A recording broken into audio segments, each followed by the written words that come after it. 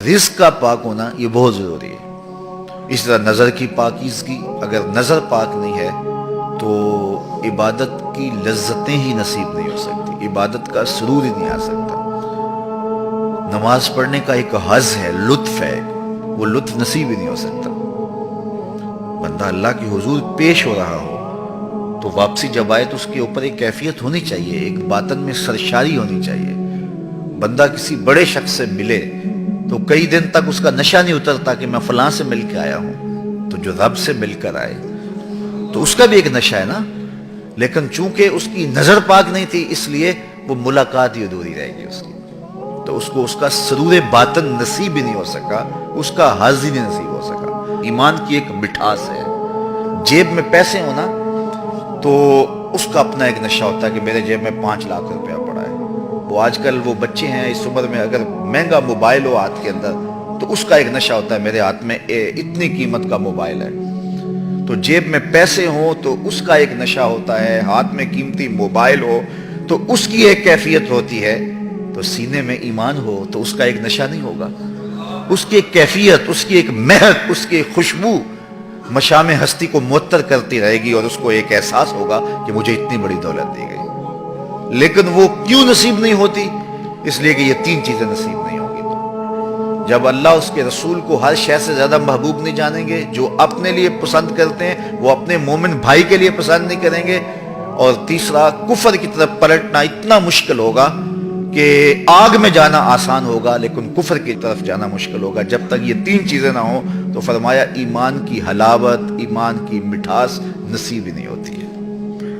اور یہاں ایمان تو اتنے سستے ہو گئے ہیں کہ ایک اندازے کے مطابق پاکستان میں سال میں 10,000 لوگ بیرون ملک جانے کے لالچ میں اپنے آپ کو مرزائی لکھ دیتے ہیں۔ اتنا سوکھا اور اتنا سستا ایمان ہو گیا ہے، اتنی متاع ارزاں ہو گئی ہے، جبکہ یہ اتنی متاع عزیز تھی کہ اس کے لیے لوگوں نے جانیں دی۔ صحابہ کی زندگیاں دیکھیں، تابعین کی زندگیاں دیکھیں، ان کی انگلیاں کاٹ دی، پور پور کاٹا گیا، اور ہر بار کہا گیا کہ انکار کرو، انہوں نے کہا کٹ جائیں گے، انکار نہیں کریں گے محمد عربی صلی اللہ علیہ وسلم کا۔ اور چند ٹگوں کے لیے، اچھا کھاتا پیتا شخص ہوتا ہے لیکن مزید دولت کی فراوانی کے لیے وہ اپنے آپ کو مرزائی لکھ دیتا ہے۔ اور کتنے لوگ ہیں اس متاع عزیز کو جو ہے وہ سستا کیے ہوئے ہیں۔ جب تک آزمایا نہ گیا ہو نا تو اس وقت پتہ نہیں چلتا کہ بندہ کہاں کھڑا ہے۔ جہاں میں تو کسی دیوار سے نہ ٹکرایا، کسے خبر کہ تو سنگے خارا ہے یا کہ زجاج۔ اقبال کہتا جب ٹکرائے گا نا تو کسی دیوار سے پھر پتہ چلے گا پتھر ہے یا شیشہ ہے۔ تو میں اور آپ جب کسی مشکل میں پڑے تو اس وقت پتہ چلتا ہے کہ ہمارا جو ہے وہ ایمان کہاں تک مضبوط ہے۔ وہ ایک خاتون تھی جس کا ذکر اقبال نے کیا ہے، تو اس کو انہوں نے اٹھا کر کے ایک اندھے کنویں کے کنارے کھڑا کیا، اور کھڑا کر کے اس کے سامنے سانپوں اور بچھوؤں کے ٹوکرے اس کنویں کے اندر پھینکے، اور پھینک کر کے کہا کہ اب تجھے بھی اس میں پھینکنا ہے۔ یہ اندھا اور ویران کنواں ہے، اس کے اندر بہت سارے بچھو اور سانپ پہلے ہی موجود تھے، لیکن ہم نے تیرے سامنے اس لیے پھینکے ہیں کہ تمہیں یقین ہو جائے کہ اس کے اندر کتنے سانپ گئے ہیں تیرے سامنے اور کتنے بچھو ڈالے گئے ہیں۔ اب یا اپنے مذہب سے، اپنے دین سے منحرف ہو جا، ورنہ دھکا دے دیں گے تجھے اس کے اندر۔ تو اس نے کہا مجھے 1 رات سوچنے کے لیے دے دو۔ تو اس کو 1 رات سوچنے کے لیے دی گئی، اور صبح جب اس کو اٹھا کے دوبارہ اس کنویں کے کنارے پہ لایا گیا تو اس کو کہا بتا، اس نے کہا پھینک دو۔